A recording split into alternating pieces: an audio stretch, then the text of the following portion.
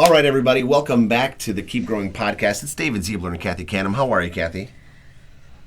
I'm worn out, David. You're worn out? I'm worn out. Why? Is it something to do with not being able to say no?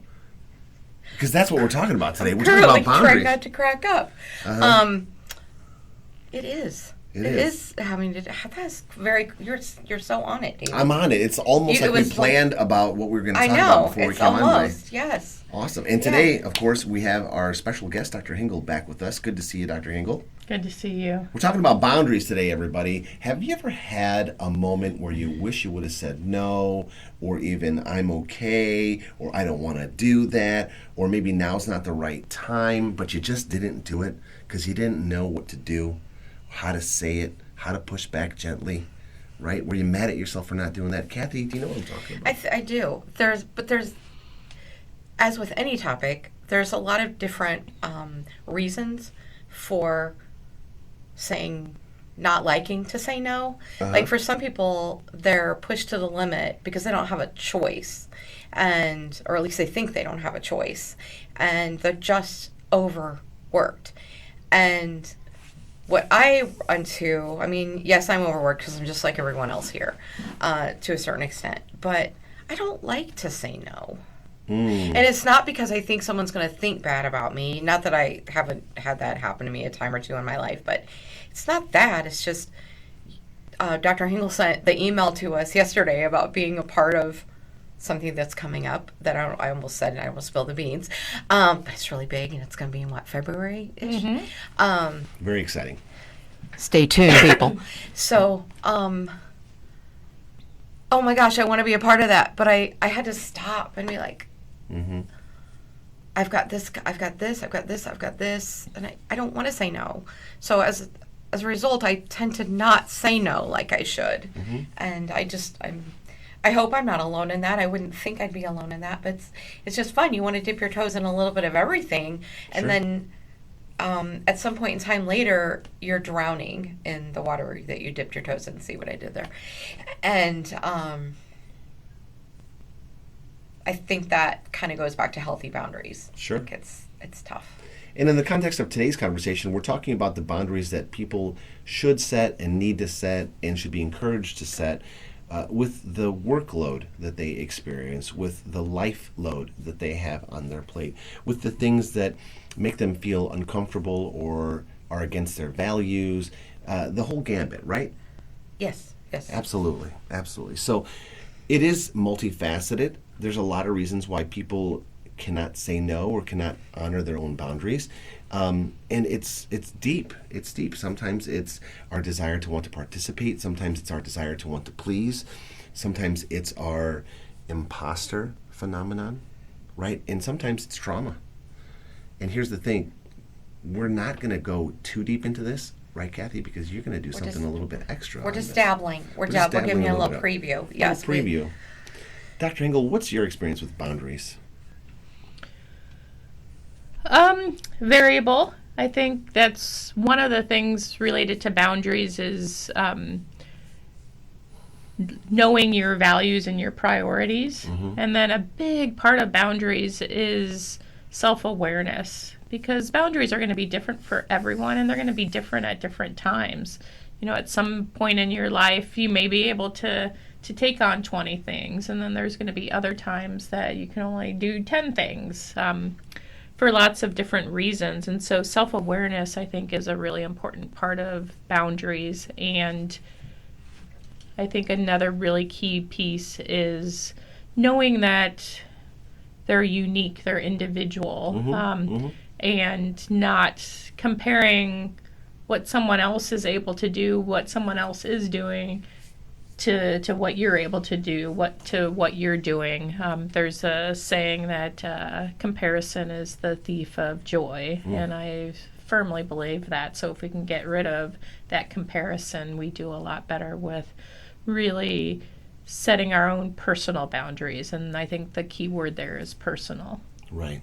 And actually, yes, and I think another key word is setting, right? Set the boundaries, and you do have to know yourself, and you have to do the work in order to know what you're going to push back on, what boundary you're going to honor, how and when you're going to speak up, and what you're going to say. So if we're going to have a short clip as an introduction to a future podcast today, let me give you listeners a exercise to do exactly that. Number one, if you're going to honor your boundaries, you have to identify your values, what you are going to do, what you aren't going to do, what you will be exposed to and be okay with, and what you will not be exposed to and not be okay with.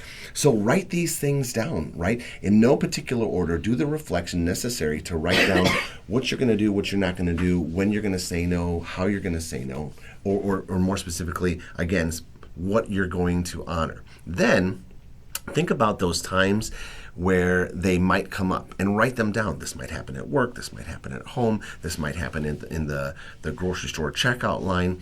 And what are you going to say, right? You have to map out what you're going to say directly related to the boundary that you're wanting to honor. Because when you do that, when you identify the boundary that you're honoring, the context in which you'll need to honor it, and what you're gonna say, right, versus what you didn't say or versus what you did say that was wrong before, you map out in your mind and see the scenario playing out, making it much more easy for you to honor it in that moment when you want to, right? This is the exercise that we all need to go through. Because sometimes we do it, right, in our mind when the boundary has not been honored and we're mad at ourselves, right? I should have said this, and next time that happens, I'm going to do that, and that'll never happen to me again. And if it does happen again, you answer with vitriol and anger, and you're pushed by shame and a desire to do more than you did last time, so you overcorrect, and you don't really show up the way that you want to. You might be honoring a boundary, but you're showing up in a way that's much more aggressive, much more volatile, and that's not honoring yourself. Yeah, I offer one other suggestion. Absolutely. Is to perhaps consider turning these into goals that could be incorporated into your annual goals. Mm-hmm. My former chair in internal medicine, when he knew I was having a difficult time with this, he had me include them in my annual goals. Oh. And so I would have clinical goals, educational goals, personal goals. Mm-hmm. And then I remember when I got a new chair and I did that, he was like, "What is this? You want to run a half marathon?" But it was really important to me because then those goals were just as important as all the other goals. Sure. And so having some of those personal goals, I think, is something that individuals can do, and hopefully the organization as a whole will adopt that model. Yeah. It's funny that you mentioned that, because the muscle that you work out and grow when you say no or when you honor a boundary, no matter what it is or where it is the same muscle that you use when you're honoring a boundary at work, right? So you're at the bar, you're having a drink, you've had your drinks, someone offers you another one, you want to say no, you do say no, you've flexed that muscle, you've worked it out, right? And they keep pushing, and you gently say no and respectfully say no and respectfully turn it down. When you do that over and over again, and hopefully you won't have to too many times, otherwise you need to rethink that friendship. Just a quick little tip there. Boy, do you really do the work necessary to do it at work. And then, of course, and you'll probably get into this, what do we say? I'd love to be able to do that for you and turn that around for you by the end of this week. However, I am working on 17 other things that are very important that you've wanted me to do. How would you like me to prioritize this new task into the tasks that I already have so that I can get done what needs to be done, right? That's boundary talk. That's honoring yourself, not taking too much on, but then knowing how to work back with someone else. And again, not get overburdened, not get overworked, honoring the boundary. I know you're going to get into this in more detail, but boundaries aren't only about saying no. They're far more complex than that. Oh, yeah. Mm-hmm. Yeah. Yeah, that's a really good point. Yeah. Ooh. Yeah. Well, that's good. And that's a great lead off into our next conversation, right? Or that you're going to have, I should say. Cathy, who are you going to be talking to about boundaries? Dr. Stacy Satolia, love who it. I think is the queen of healthy boundaries. Look at that. Is queen okay? I hope I'm all right for saying that. Queens exist. They're fine. No problem. I'll probably have to cut that out. Okay. Well, thank you. What do you think? Thank you so much for listening. We hope you learned a little bit about boundaries and look forward to engaging with you in the comments. Don't forget to like, don't forget to subscribe, don't forget to share. Keep growing. Thanks, everybody. Thank you.